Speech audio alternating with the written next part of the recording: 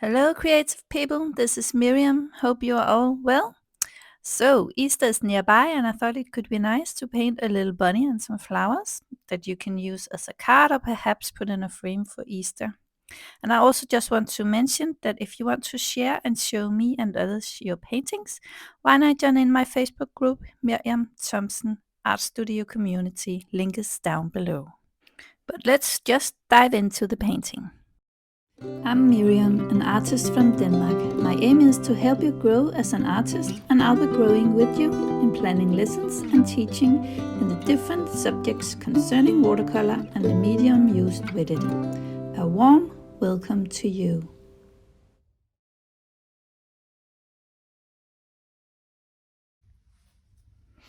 So to begin with, I just want to lighten my pencil drawing, so I use my knittable eraser and I just dab the whole paper like this.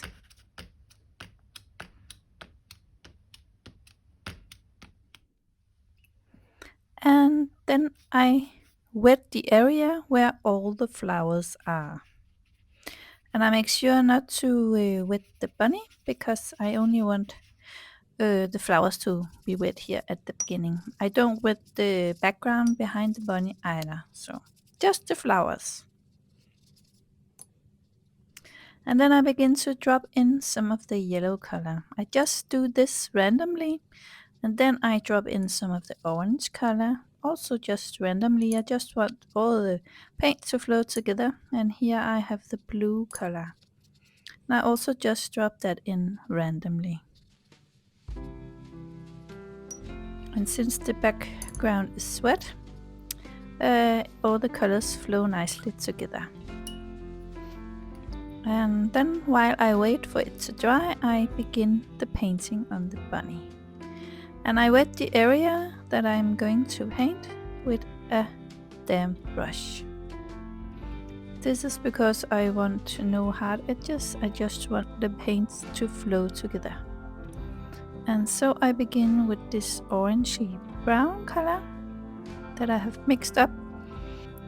And in the lighter areas I'm using the buff titanium.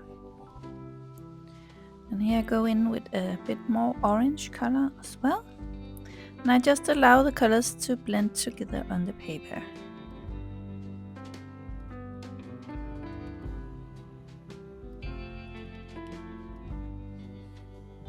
And now that the flowers are dry, I begin to work on those as well. And I start with the middle of the flowers, and I put in quite a strong mix of the yellow. And I've just put up the finished painting so you can see how everything is going to look like. And I just continue with the flowers, the middle of the flower, and put in the yellow color. And then while the paint is still wet or damp, I go in with the orange colors also in the middle, because that's how the foliage look like. And I also go in with a little bit of green and allow it to blend into the yellow and the orange. And these flowers are not going to be very detailed, but so I won't define them a lot, but and they are also going to be quite light in the colors. So, and here I go around and on the edges of the flower, and I put in some paint, the paint that we put on in the first layer. I sort of use that as a reference, and then I go in and enhance along the edges of the flower, and then I go in afterward with a damp brush and even things out. So we don't get those very hard edges, but we define all the petals of the flower. And it's a little bit like negative painting, I would say, because you go in the background area and put in some darker colors. And this is because we are keeping the flowers quite light. And I just work my way around the painting and work in different areas. And so some areas can dry, and then I come back later on and perhaps add in some more colors. And I work from light to dark. So, and here I go in with the blue and enhance a petal of a flower.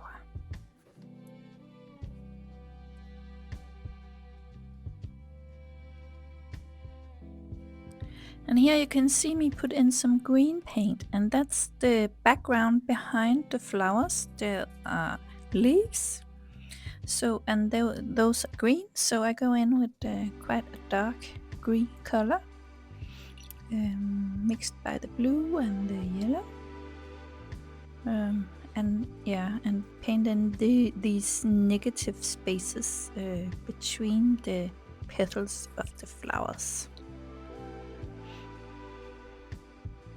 In some places I choose to give the petals a little bit more color if I think they are a little bit too light. But yeah, they don't get a lot of color, but yeah. Most important is to define the petals. And I will show you a close-up here so you can see what I'm doing. I go in with a darker orange color along the edge, and here you can just see the petal pop up and become much more visible. And I do this along all the edges here on the flowers. And I'm working on this other petal, and I just go in with a darker orange color.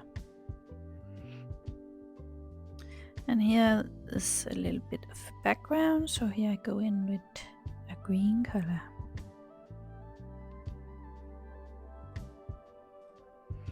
Now it's time to work some more on the bunny, and here it's the nose, and I have just made a watery mix of the red color.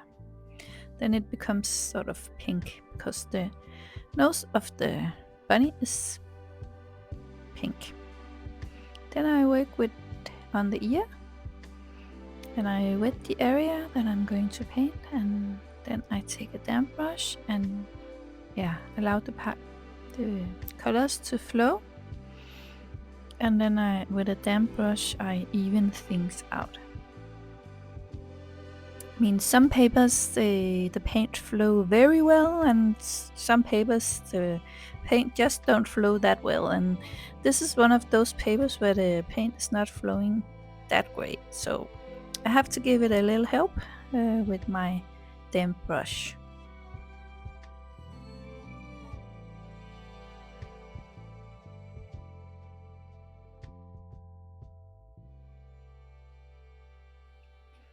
And let me just show you the finished painting again, because then you can see where the colors go. Now I'm working around the mouth of the bunny. And I make sure to drop in different colors in the wet paint. Now I'm working on the fur here, and I wet the area first, and then I go in with this orange color. And it's the red and the yellow mixed, and I think there's a little bit of blue in there just to tone it down a little bit. I don't want the rabbit to be super orange because that's not its color. So, and now I'm working on the fur further down, and I just drop in color here and there, and I go in with a darker brown, and this color is a mix between the red, the yellow, and some more blue. That will make the mix more brownish. So it's a little challenge in color mixing, but quite fun, I think. You could also tone a color down by using some of the Paynes gray. And so that's an option as well. The Paynes gray will function the same way that when you put a complementary color into the mix. So.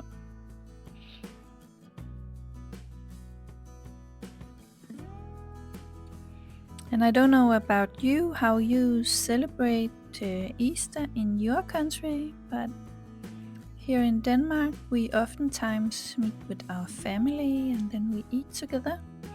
And we all bring a dish to the table, and so the whole family gather together. And me, I have 3 siblings, and they have wives and children, so we are quite a big family meeting. But it's so nice to see each other and celebrate Easter. And I don't know how Easter is celebrated in other parts of the world, but it could be interesting to hear. So if you feel like sharing, I would love to hear it. You could write in the comments down below. And here in Denmark, we also have a tradition that we send Easter letters to each other and write a little poem and then sign with dots as our name, and then the person receiving the letter has to guess who sent it. And oftentimes the Easter letter, or gækkebrev as we call it in Danish, is a fine paper cut out letter made from a square piece of paper, and it's folded 4 times, and then you cut with a scissor and make some nice shapes, hearts and squares and stripes and so on. And it's quite pretty, and I think it's quite a unique Danish tradition, so that's quite fun for Easter.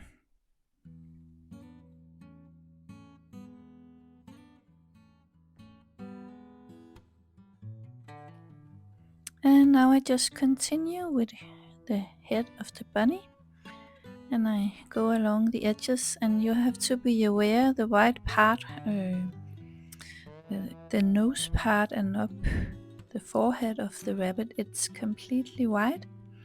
So make sure that you don't get paint in there, and just go along the edge. And you should be able to see that on the sketch I've made for you. So, and I just go around the rabbit and work in different places, and while the paper is still damp, I drop in some more color. I'm mostly working with a brownish orange color and a darker brown color. I also have the buff titanium that I make a stronger mix-up of, as you can see here. And then I can go in and drop a little bit of the brown as well, and just allow all the paint to flow together. So, and in this bunny, we are not going to paint every fur of the bunny. We just want to make suggestions, so because else this will be a very long painting. And I have seen some people do that, and it's very beautiful, but I just don't have the patience to do that. So so this is a little bit different than that, but I think it's quite pretty and will turn out to be a pretty painting. And here and there where I think there's too many hard edges, I go in with a damp brush and just rub the paper a little bit and mix the colors together, just to get rid of those very hard edges, because they occur even though I'm very careful. They show up anyways. So when I think it's too much, I just go in with a damp brush and just rub the area and mix the colors together with my damp brush. Now I'm working on the eye, and I make sure to avoid the 2 light spots in the eye of the rabbit. No, the bunny. I keep mixing those 2, so please excuse me if I say rabbit. And I painted the eye with the Paynes gray, and I begin with a light mix, and then we can always make it stronger if we feel like it. So I think it's always the best to start with a light layer, and then you can put in a darker layer, because we want everything to fit together color wise. So that's my experience. That's the best way to work.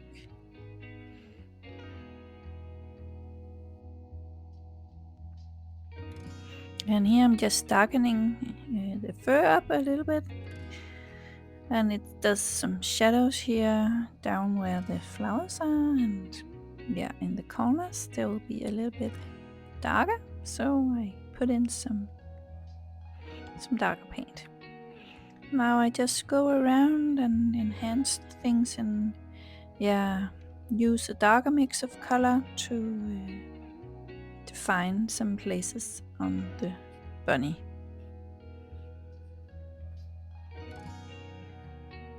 And I'm working around the eye of the bunny and put in some different colors. I'm working with quite light mixes of color.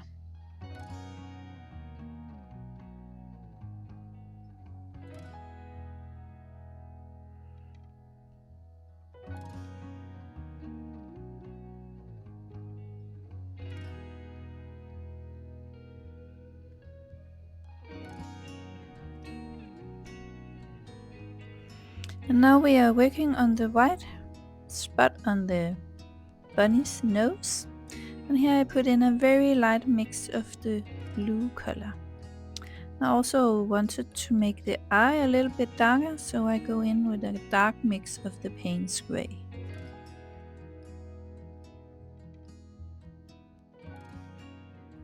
And here I just felt like a little bit was missing on the petals of the flower, so I just go in and make a very fine line with some orange and blue color along the edge of the petals, just to enhance it a little bit and give it some definition so that you can see that there are petals.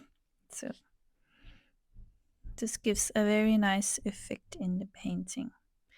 Here I'm just enhancing a little bit of the orange color. Yeah, and I'll do that on all the, or where I feel like it's needed. And here I go in and darken a little bit of the green color we have in the background in the negative space of the painting. And it's quite important to have some dark colors as well, but I just don't want them to be too many because this is quite a light painting. And this was my intention, that it should be quite light and the flowers should look light and delicate. So I also enhance a little bit in the middle of the flower with some green color. This is quite a light green color, and it's a mix of the blue and the yellow, where there's more yellow in the mix than blue. So yeah, so now I'm just going around the painting, seeing where I think there needs a little bit color, so that you're able to see the petals of the flower. And there you go, almost finished with the painting, or at least the bunny and the flowers, because we have to put in a background as well. You don't have to put in a background if you don't want to. If you like it better without, that's fine as well. So now it's important to have some completely clean water, because we are going to wet the background. I don't wet the whole background, I just wet it randomly around the bunny, because I don't want there to be color all over the background. I just want to make it a little bit, I don't know how you can call it, just don't want the background to be completely the same color, so it has to shift between light and dark. So, and just to make the painting more interesting, I think it's a good effect that you don't paint the whole background, but just some of it. Here I go in with quite a dark mix of the Paynes gray, because I felt like the background was a little bit too light. So, and I even out the edges with a damp brush.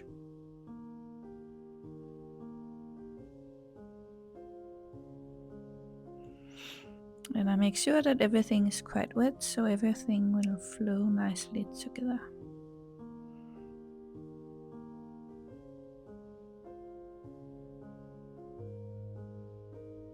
It can be a little bit tricky, but yeah, especially with this paper since the colors are not flowing that well together. So I don't know why it's like that. But yeah, and here you see the finished painting. I think it's quite a cute little bunny with some pretty flowers. I really hope you enjoyed this video and remember to give it a thumbs up and subscribe if you haven't done that yet. And I hope to see you again in another video. Bye!